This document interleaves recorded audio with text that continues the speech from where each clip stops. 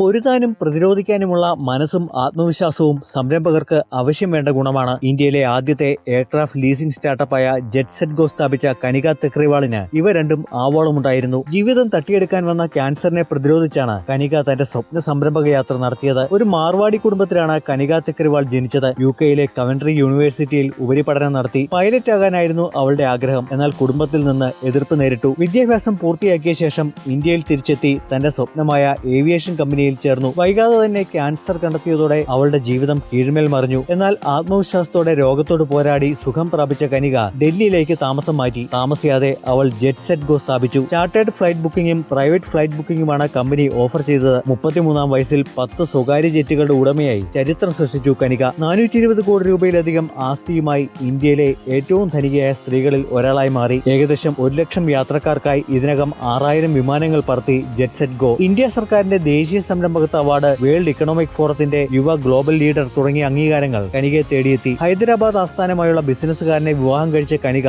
ഏറെപ്പേർക്ക് പ്രചോദനം നൽകുന്ന കരുത്തുറ്റ വനിതയാണ്. മതിയായ ഇച്ഛാശക്തി ഉണ്ടെങ്കിൽ ആകാശവും അതിരില്ലെന്ന് തന്റെ ജീവിതത്തിലൂടെ തെളിയിച്ചിരിക്കുന്നു അവർ.